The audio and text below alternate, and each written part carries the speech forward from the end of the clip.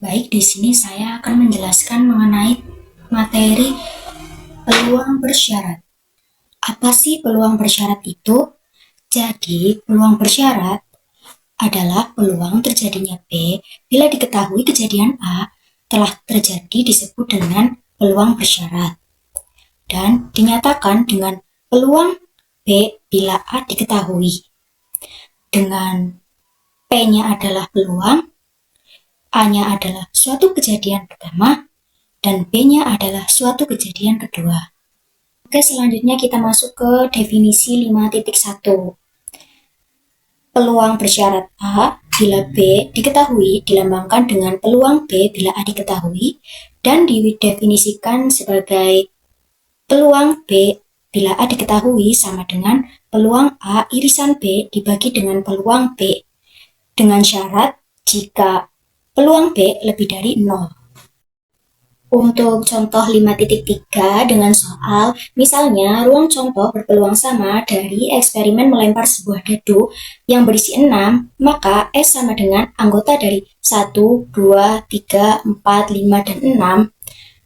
Dan terdapat dua kejadian, yaitu B adalah kejadian muncul sisi kurang dari 6. Maka B sama dengan anggota dari 1, 2, 3, 4, dan 5. Dan A adalah kejadian munculnya sisi genap, maka A sama dengan anggota dari 2, 4, dan 6.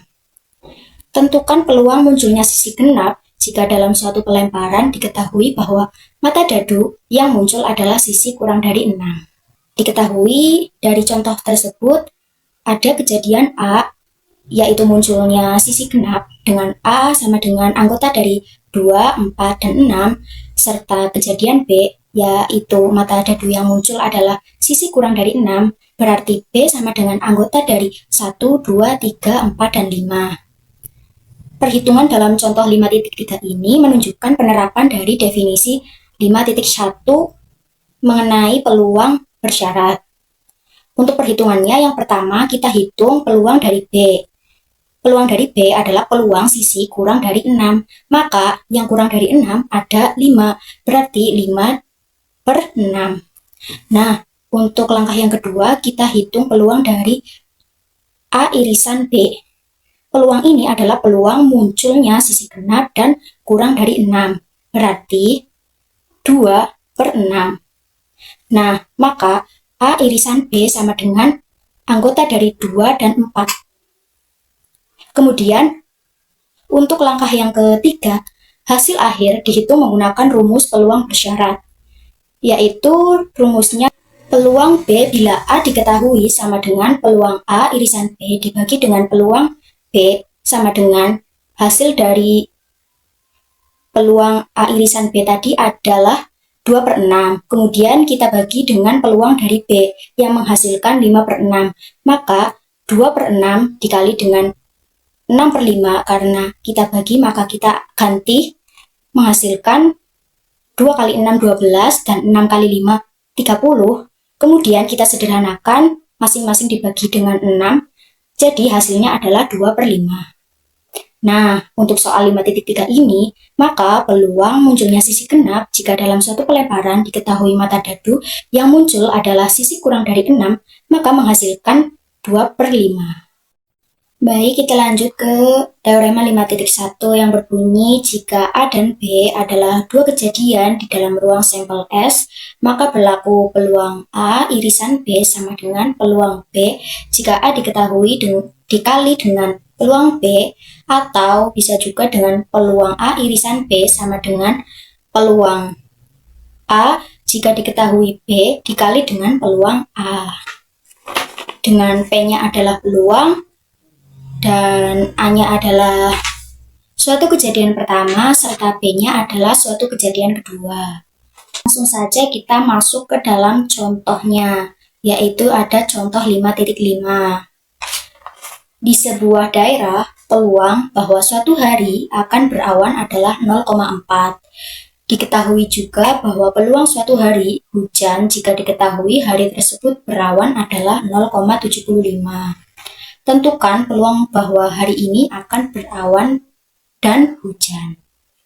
Dari contoh soal tersebut, kita ketahui bahwa ada peluang suatu hari akan berawan adalah 0,4 sebagai peluang A, serta peluang suatu hari hujan jika diketahui hari tersebut berawan adalah 0,75. Berarti peluang dari A jika H diketahui adalah 0,75. Berdasarkan definisi 5.1 mengenai peluang bersyarat, rumus dari peluang adalah peluang A jika H diketahui sama dengan peluang dari H irisan A dibagi dengan peluang A. Kita bisa memanipulasi untuk mendapatkan peluang H irisan A dengan cara menggunakan rumus peluang A irisan H sama dengan peluang A bila H diketahui dikali dengan peluang A.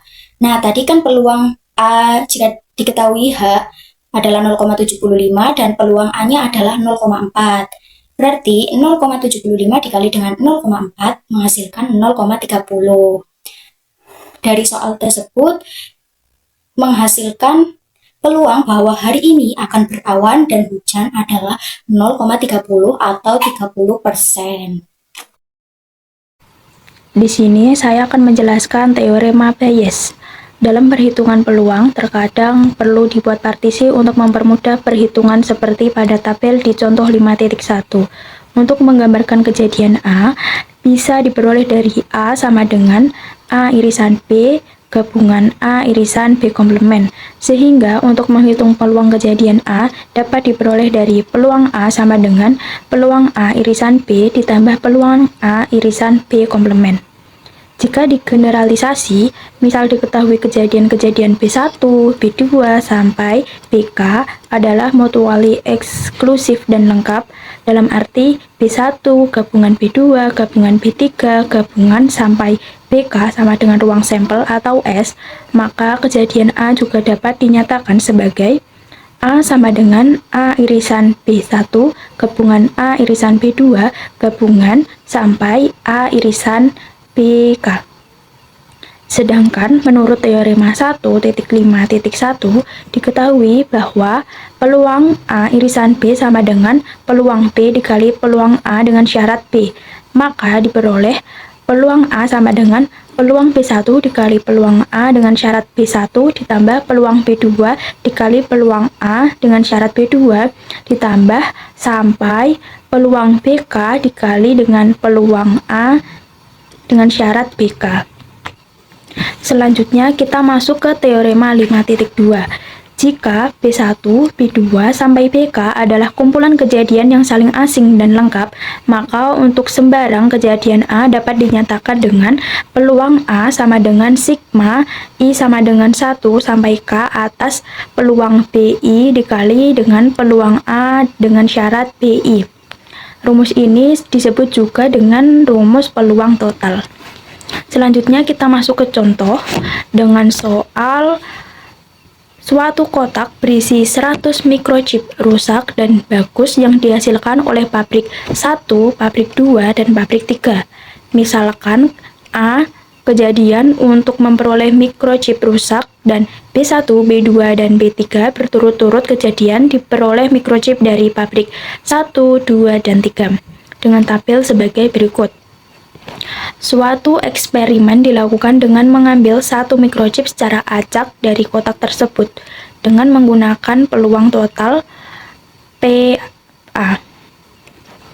Selanjutnya, untuk menjawab soal tersebut, karena yang ditanyakan adalah peluang A, maka peluang A sama dengan sigma I sama dengan 1 sampai 3 atas peluang BI dikali dengan peluang A dengan syarat BI. Sehingga menjadi peluang B1 dikali dengan peluang A dengan syarat B1 ditambah dengan peluang B2 dikali dengan peluang A dengan syarat B2 ditambah dengan peluang B3 dikali dengan peluang A dengan syarat B3. Sama dengan kita substitusikan berdasarkan tabelnya dengan peluang B1 itu 25/100 dikali dengan peluang A dengan syarat B1 itu 5/25 ditambah dengan peluang B2 yaitu 35/100 dikali dengan peluang A dengan syarat B2 yaitu 10/35 ditambah dengan peluang B3 yaitu 40/100 dikali dengan peluang A dengan syarat B3 yaitu 5/40. Selanjutnya kita hitung menghasilkan 0,05 ditambah dengan 0,10 ditambah dengan 0,05 menghasilkan 0,20, sehingga peluang kejadian A yaitu 0,20. Selanjutnya kita akan belajar teorema 5.3 mengenai kaidah Bayes. Jika B1 sama dengan B2 hingga BK adalah kumpulan kejadian yang saling asing dan lengkap, maka untuk setiap J sama dengan 1,2 hingga K berlaku, peluang BJ jika A terjadi itu sama dengan peluang A jika BJ terjadi dikali dengan peluang BJ per penjumlahan dari peluang A jika BI terjadi dikali dengan peluang BI untuk semua I dari 1 hingga K. Dinyatakan dalam contoh soal, sebuah pabrik memproduksi suku cadang menggunakan 3 mesin berbeda, yaitu mesin Alfa, mesin Bravo, dan juga mesin Charlie. Apabila diketahui mesin Alfa memproduksi 50% dari total suku cadang, mesin Bravo memproduksi 30% dari total suku cadang, dan mesin Charlie memproduksi 20% dari total suku cadang, di mana suku cadang yang diproduksi setiap mesin memiliki probabilitas cacat sebagai berikut. Suku cadang yang diproduksi mesin Alfa memiliki probabilitas cacat 2%, sedangkan mesin Bravo 4% dan mesin Charlie 5%. Apabila diambil suku cadang secara acak dan ditemukan bahwa suku cadang tersebut cacat, maka berapa probabilitas bahwa suku cadang yang cacat tersebut diproduksi oleh mesin Bravo? Pada soal ini kita diminta untuk mencari peluang Bravo jika terjadi cacat. Maka dari itu kita perlu menganalisis hal apa saja yang diketahui dalam soal. Dalam soal diketahui bahwa peluang alfa itu sama dengan 50%, maka kita tuliskan 0,50, peluang Bravo 30% kita tuliskan 0,30, dan peluang Charlie 20% kita tuliskan 0,20. Kita ketahui juga bahwa peluang cacat jika alfa itu sama dengan 2% kita tuliskan sebagai 0,02, peluang cacat jika Bravo itu 4% kita tuliskan sebagai 0,04, dan peluang cacat jika Charlie itu 5% kita tuliskan 0,05. Selanjutnya, informasi yang sudah kita ketahui kita masukkan ke dalam rumus kaidah teorema Bayes. Yang pertama, kita dapatkan BJ itu adalah mesin Bravo, kemudian A itu sebagai kejadian cacat, dan I itu terdapat 3 penyebab, yaitu ketika mesin Alfa, Bravo, dan juga Charlie. Maka dari itu, rumusnya menjadi peluang Bravo jika cacat terjadi sama dengan peluang cacat jika Bravo dikali dengan peluang Bravo per, untuk sigmanya, I-nya kita punya Alfa, Bravo, dan juga Charlie, maka dapat kita uraikan menjadi peluang cacat jika Alfa dikali dengan peluang Alfa ditambah dengan peluang cacat jika Bravo dikali dengan peluang Bravo ditambah dengan peluang cacat jika Charlie dikali dengan peluang Charlie. Selanjutnya, kita bisa mensubstitusikan angka yang sudah kita dapatkan tadi ke dalam rumus. Yang pertama, kita dapatkan bahwa peluang cacat jika Bravo dikali dengan peluang Bravo itu adalah 0,04 dikali dengan 0,30 dibagi dengan peluang cacat jika Alfa dikali peluang Alfa itu sama dengan 0,02 dikali dengan 0,50 ditambah dengan peluang cacat jika Bravo dikali dengan peluang Bravo adalah 0,04 dikali 0,30 ditambah dengan peluang cacat jika Charlie dikali peluang Charlie adalah 0,05 dikali 0,20. Selanjutnya, kita perlu selesaikan perkalian pada penyebutnya sehingga kita dapatkan 0,04 dikali dengan 0,30 per 0,010 ditambah 0,012 ditambah 0,010. Kemudian kita operasikan kembali menjadi 0,012 per 0,032. Dapat kita tuliskan sebagai 12 per 32, lalu kita sederhanakan menjadi 3/8.